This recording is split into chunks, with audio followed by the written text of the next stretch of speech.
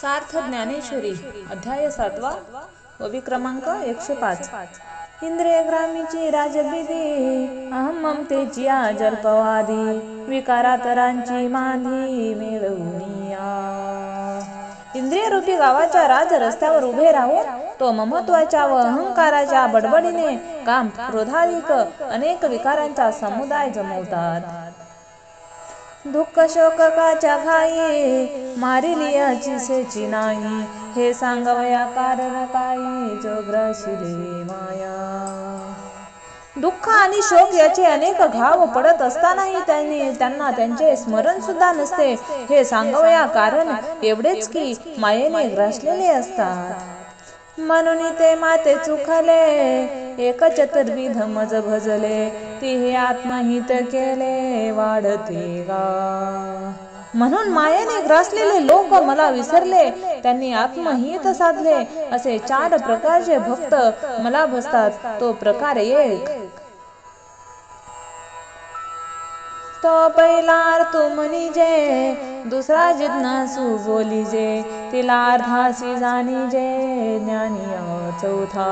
या चौघापैकी पहिला अर्थ, दुसऱ्याला जिज्ञासू, तिसऱ्याला अर्थार्थी आणि चौथ्या ज्ञानी असे म्हणतात. तेथार्थ तो अतिचे निव्याजे, जिज्ञासू जो जाणवया लागे भजे, तैसे नितेने इच्छिजे अर्थ सिद्धी. अर्थ हा दुःख निवारणासाठी मला भजत असतो, जिज्ञासू हा ज्ञान प्राप्ती करून घेण्यासाठी भजत असतो आणि तीर्थार्थार्थी हा द्रव्याधिकांच्या इच्छेने मला भजत असतो. मग चौथ्याच्या ठाई काहीची करणे नाही, म्हणून बघतू करी एक उपाही ज्ञानी जो. पण चौथा ज्ञानी भक्तांच्या ठाई कोणत्याही प्रकारचे स्वार्थ बुद्धींचे कर्तव्य नसते, म्हणून तो ज्ञानी पुरुष माझा खरा भक्त होय असे जाण. जे जया ज्ञानाचे निप्रकाशे, फिटले भेद भेदांचे कवडसे, मग मीची झाला समरशे आणि भक्तोही देवीची. कारण आत्मज्ञानाच्या प्रकाशाने ज्यांच्या ठिकाणी सर्व प्रकारच्या वेदांचा अंधकार नाहीसा होतो, नंतर तो ऐक्य रूपी भावाने मद्रूप होणे आणि हे होऊन सुद्धा जो माझा भक्तच राहतो. पर्यानिकाची दिठी नावेक, जैसा स्फटिकूची अभ्यासे उदक, तैसा ज्ञानी नव्हे कौतुक सांगता तो. ज्याप्रमाणे सर्वसामान्य लोकांच्या दृष्टीने स्फटिक क्षणभर पाण्यासारखा भासतो, त्याप्रमाणे इतरांच्या दृष्टीला ज्ञानी हा माझ्याहून वेगळा दिसतो, परंतु तो माझ्याहून वेगळा नसतो आणि त्याचे वर्णन करताना मोठे कौतुक वाटते. तैसा वारा का गगनी विरे, मग वारे पण वेगळे नुरे, तेवी भक्त हे पैजन सरे जरी ऐक्य आला. ज्याप्रमाणे वारा हा आकाशात विसरून गेला म्हणजे तो वेगळा उरत नाही, त्याप्रमाणे आत्मज्ञानी माझ्याशी एकरूप झाला तरी भक्तीचा प्रेमभाव प्रतिज्ञापूर्वक तो सोडत नाही. जरी पवन हालवून पाहिजे, तरी गगना वेखळा देखीजे, एरवी गगन तो सहजे असे जैसे. जैसे शरीरी हन कर्मे, तो भक्त सागमे, पर्यंत प्रतिधर्मे मीची झाला. वारा तर पंख्याने हलवून पाहिला तर तो आकाशापेक्षा भिन्न भासतो, एरवी तो वारा स्वभावातच आकाश रूप असतो.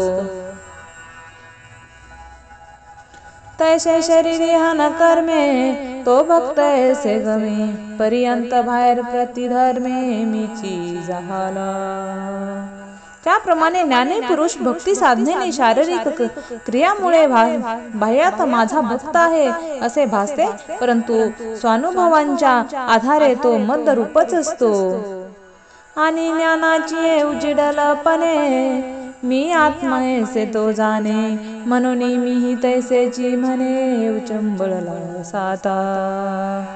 तो ज्ञानी अंतःकरणात दिव्य प्रकाश प्रगटल्यामुळे मला आपला आत्मा आहे असे जाणतो, म्हणून माझ्या हृदयातील प्रेम उचळून येते आणि मी त्याला माझा आत्मा आहे असे म्हणतो.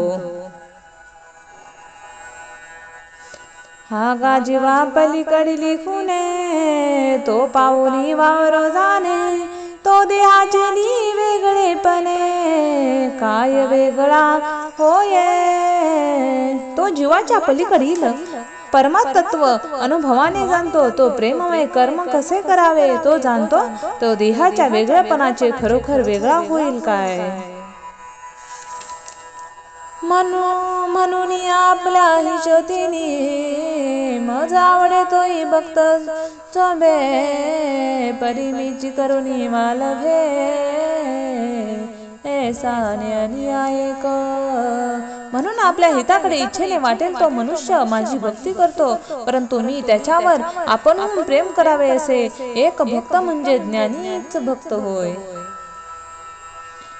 पाये पादुजती आशा मग धेनुसी करीत असे फासा तरी दोरे विना कैसा वसाचा बळी असे पहा की दूध प्राप्त करण्याच्या इच्छेने सारे जगच गायला दोराचा फासा घालीत असते परंतु तीच गाय आपल्या वासराकरिता दोरांच्या फाशाशिवाय आपणहून पान्हा सोडित असते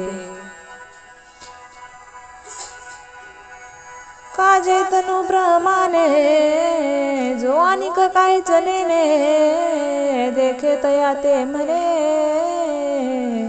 हे माय माझी याचे कारण म्हणजे शरीराचे मनाने प्राण्याने तो वासरू आपल्या आईशिवाय दुसरे काहीच जाणत नाही त्या गायीला तो बघते आणि आपली आई समजते ते येणे मान्य गती म्हणून धेनु ही देशीची प्रीती तया लागे लक्ष्मीपती बोलिले साचे याप्रमाणे ते वासरू गायीची अनन्य गती असते म्हणून त्यांची जन्मत्रायी गाय देखील त्याचप्रमाणे त्याच्यावर प्रेम करते याकरिता लक्ष्मीपती श्रीकृष्ण जे बोलले ते खरे आहे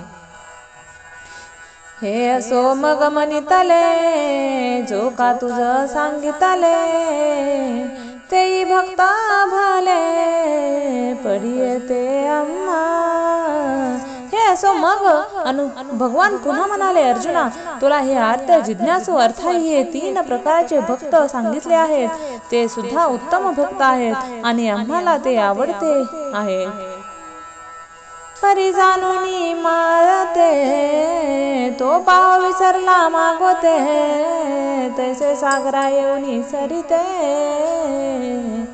मूड विठेले परंतु मला जाणून तो संसाराकडे पुन्हा परतून बघण्याचे विसरला असे सागराचे एकरूप झाल्यावर नदीचे मागे फिरणे बंद पडते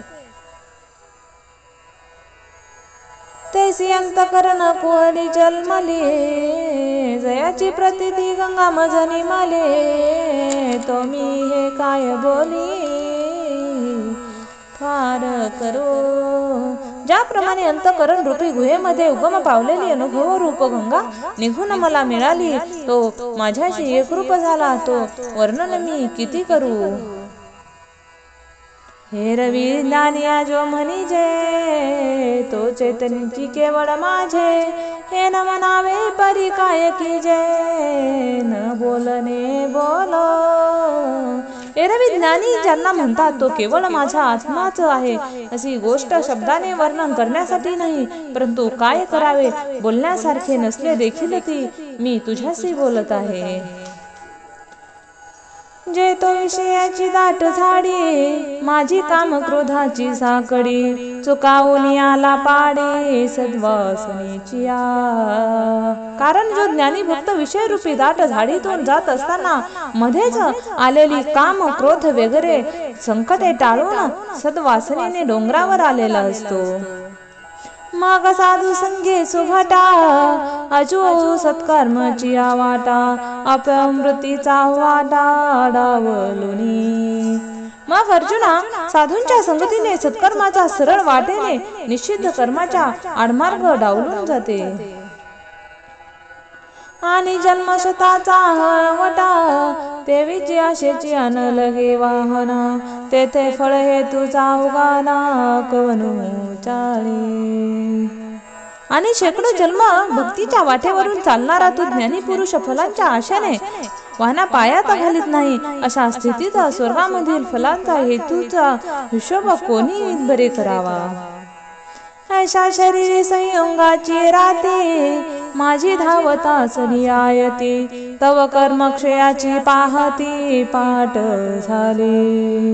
या कारणे या प्रकारे मनुष्य शरीर संबंधी रूपी रात्रीच्या वेळी एकटा सर्व संग परित्यागी दूरवर धावत असता सहजच कर्माचा क्षय होऊन ज्ञानोदयाची पहाट होते. तैसी गुरु कृपा उघा उजळली ज्ञानाची ओत पलीबळ पडली तेथे साम्याची वृद्धी बडवली तयाची दिठी. वेळी गुरुकृपा रूप उच्च काल होतो आणि मग ज्ञान रूपी सूर्याची कोवळी किरणे सर्वत्र पसरतात. त्यावेळी ज्ञानी पुरुष सर्व ब्रह्मक्य भावाने विपुल ऐश्वर्य दिसू लागते. त्यावेळी जयाचे वास पाहे ते उतामीची तया ऐकू आहे अथवा निवांत तरी राहे तरी मत मीची तया. त्यावेळी तो जिकडे पाहिलं तिकडे त्याला माझ्याशिवाय दुसरे काही दिसत नाही अथवा तो निवांत जरी राहिला तरी त्याला आत्मरूपाने मीच दिसतो. हे असो अनिक काही तया सर्वत्र मी वाचुनी नाही तैसे सभाय जळडोही बुडल घटा. हे बोलणे असो त्याला सर्व ठिकाणी माझ्या वाचून दुसरे काही दिसत नाही. त्याप्रमाणे डोहात घट बुडला असता त्या घटांच्या आत बाहेर जल असते. तैसा तो मज भीतरी मी तयांतु बाहेरी ते सांगे जे लवोलवरी तैसे नव्हे. त्याप्रमाणे तो माझ्यामध्ये असतो आणि मी त्याच्या आत बाहेर असतो. ही अलौकिक स्थिती शब्दाने वर्णन करता येणार नाही. अर्जुना म्हणून असो या परी तो धेके ज्ञानाची वाखारी तेने संसलेनी करी आपू विश्व. म्हणून हे बोलणे असे याप्रमाणे तो प्रत्यक्ष ज्ञानाचे भंडार आहे आणि तो जिकडे संचार करतो तिकडेच त्याला आपण विश्वरूपाने पसरलो आहोत असे जाणवते. हे समजती श्री वासुदेव ऐसा प्रतीती साचा ओतला भाव म्हणून भक्ता माझी राव आणि ज्ञानिया तोची. हे संपूर्ण विश्व वासुदेव स्वरूप आहे असा त्यांच्या भावरूपी अंतकरण पात्रामध्ये अनुभूती रस ओतला आहे असे सर्व भक्ता म्हणजे राजा आहे आणि ज्ञानीही तोच आहे. जयाचे प्रतितीच्या वाखारा पवाडू होय चराचरा तो आत्मा धनुर्धरा दुर्लभू आधी. त्यांच्या अनुभवांचा भाव मंदिरात संपूर्ण चराचर सामावलेला आहे. अर्जुना तो महात्मा दुर्लभ आहे. ये बहुत जोडती किरीठी जयाची भजने भोगासाठी तो आशा तिमिरे दृष्टी विषय झाले. यांची विविध प्रकारची भजने भोगासाठी असतात आणि आशारूपी अंधकार रोगाने त्यांची दृष्टी मंद झालेली असते. हे अनेक उपासक जगात असतात. आणि फळाची अभावा हृदयी कामा झाला रिघावा की तयाची घसनी दिवा ज्ञानाचा केला. फलप्राप्तीच्या तीव्र इच्छेमुळे त्यांच्या अंतकरणात कामविषयी प्रवेश केला आणि त्यांच्या संसर्गाने अंतकरणातील ज्ञानाचा दिवा मावळला आहे.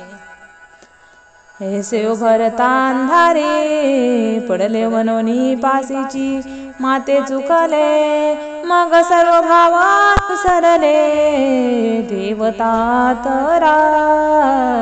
अशा प्रकारे त्यांचे अंतबाह्य जीवन अंधकारमय होते म्हणून मी त्यांच्या जवळ असून मला ते विसरतात आणि मग फलप्राप्तीसाठी विविध देवी देवतांना सर्व भावाने भजू लागतात.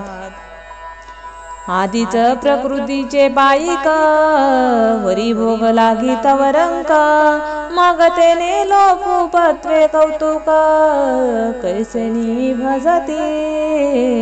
आधीच ते प्रकृतीच्या म्हणजे मायेच्या अधीन झालेले असतात आणि भोगासाठी दोन झालेले असतात, मग त्या लालसेने कशी उपासना करता ते एक कौतुकच असते। कौनीती आणि अबुद्धी सिंहन उपचार समृद्धी कार्पण तया विधी विहित करणे। त्या उपासनेने कोणते नियम असतात आणि ते काहीही प्रारंभी मिळवतात, नंतर त्या देवी देवतासाठी कोणते उपचार लागतात त्यांचे साहित्य जमा करतात, मग उपचार कसे अर्पण करावे ही माहित मिळवून त्याप्रमाणे विहित क्रिया करू लागतात। पैजो जिये देवता तरी भजावया चाड करी तयाची तो चाड पुरवित मी। परंतु जो त्या विधीने देवी देवतांच्या भजवण्याची इच्छा करतो आणि त्यांची ती इच्छा पूर्ण विणारा मीच आहे। देवे देवी मीची पाही आई निश्चय त्याच्या ठाणाही भावते हे ठाई वेगळा धरी। सर्व देवी देवतांचा मीच भरलेला आहे, परंतु अज्ञानी उपासकांना देखील निश्चयात्मक ज्ञान नसते, म्हणून त्या देवी देवतांच्या ठिकाणी त्यांच्या निरनिराळे भाव असतात। मग ती श्रद्धा विकता तिथीचे आराधना जे उचित ते सिद्धीवरी समर्थ वर्तो लागे। मग श्रद्धेने त्या देवतेंची ती योग्य उपासना करतात, ते फल प्राप्ती होईपर्यंत करतो। ऐसे जेने जे भाविजे ते फळ तेने पाविजे परितेही सकळ निपजे मजची स्तव।